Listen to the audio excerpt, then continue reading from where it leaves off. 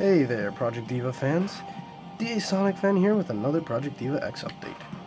Now, even though it's a Project Diva X update, we've got a lot of exciting things to talk about, which don't really involve Project Diva X. So without further ado, let's get right back to it. So, one of the big things is the Miku Expo is going to 10 cities now.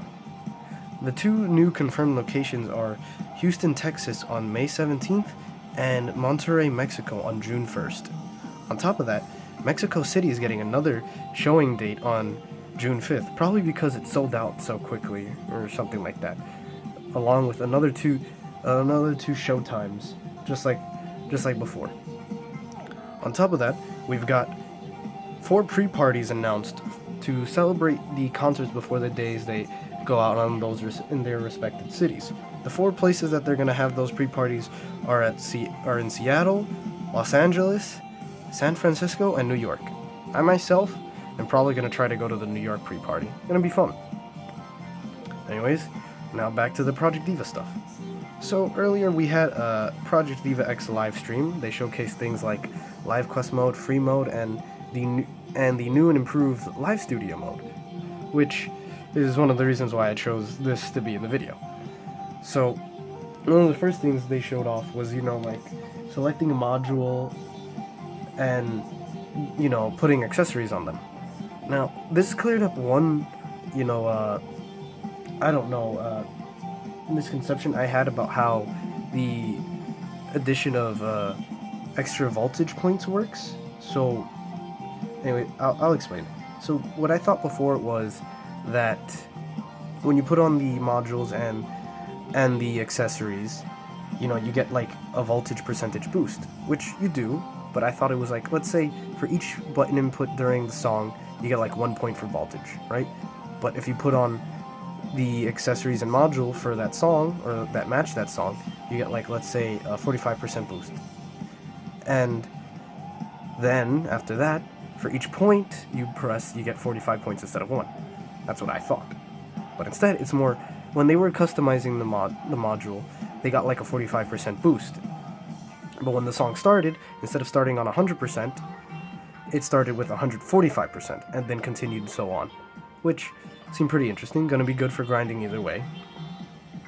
And on top of that, one of the things that surprised me was they showed off chance time during that, and then the module that came out was a Christmas Miku, and the fact that she was a chaos attribute kind of scared me because I didn't know that. So, be on the lookout for that.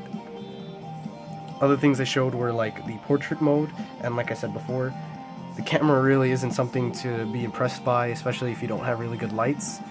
They tried to get some pictures in, it was pretty funny. They didn't really even move the modules. They showed off, on top of that, they also showed off free play mode and like how you're able to, change the what happens during chance time, like whether or not you want the Vocaloids to go through a transformation or not, and that was pretty cool.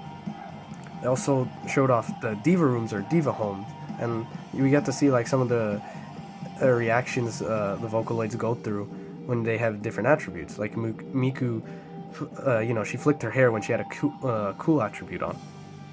And then they also switched to like Luca. They did her V4X module, so I was pretty hyped with that. And they had like a more intimate event going on when she was drinking, like what was it, like a fruit juice or something? But instead of her just drinking it and clapping, they had like a first person mode going on where we would drink it with her. Now, that's not really something big. I never really played the Diva rooms until like a month after getting Project Diva F second, so but it's a big, good thing for the fans. Yeah. Now, one of the big things that they showed off was live studio mode. Now live studio mode is more like an arcade kind of thing, where you go through a progression of 3 difficulties and 3 songs. It's kind of like you make your own medley, in a way, because the songs, like, they weren't like their full times, or at least it didn't seem like it, because they were like either about 2 minutes or a little bit over it, and they transitioned instead of going through like a loading screen, like as you see right how it went from this one. And I found that pretty cool, especially since it was also for live quest mode, so they could still get stuff. And that'd be awesome if you have a random button. I could go through the entire game without having to pick out songs. Because usually when I try to play the game for replays, I usually just go to the songs I like. It'd be nice to have, little quests to do. And then on top of that, Sega announced its lineup for DLCs and the demo to be released on, the release date, March 24th of Project Diva X. So, they said we'll be getting extra character modules like Miku Dio, the frickin' demonic big-headed Miku thing. It's cute, but it's creepy. And the 4 other Vocaloids, Niru, Haku, Sakito Meiko, and Kasane Teito. We already know what they look like, but what's may confuse some other people or something, or at least to clarify, they said the reason why we're gonna have to buy these guys again is because the DLC or files from the previous games, like the F series, won't transfer over to X, so we'll just have to get them again. Another thing is that these guys are more extras, especially since we won't be able to use them during the Diva rooms or Diva homes or during live quest mode. So, I mean, they didn't really do much in the Diva rooms in the previous games. They didn't even have voice banks, so not really much to me, but to other guys that might be a little bit of a letdown. On top of that, with the demo, we're going to be getting 4 songs. The tutorial song being Yevon Polka, I think that's how you say it, No One Kill Me, and Strangers, Lots of Laughs, and Love Song.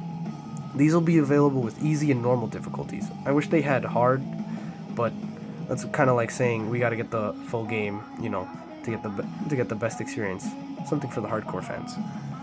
So that'll be like, pretty interesting. So with all that exciting news, it's pretty much something I also have to clarify. The demo is something that'll only be available for, Japan accounts. And with the DLCs, we usually have... We're going to get pretty much all the DLCs from the previous games, except for the new ones that they added, like the Flight Attendant Miku and the current Snow Miku, the 2016 or Snow Owl. And usually with the previous games, Snow Miku was like, separate DLC. So I'm pretty okay with that.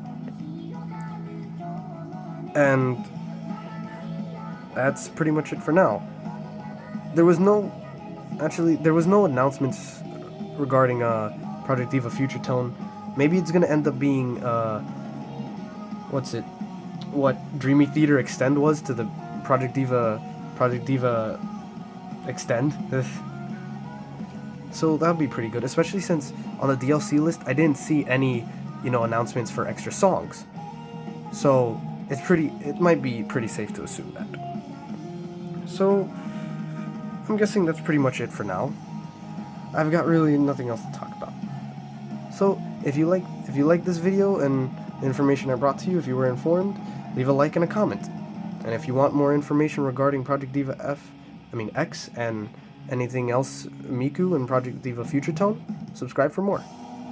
And with that, peace out.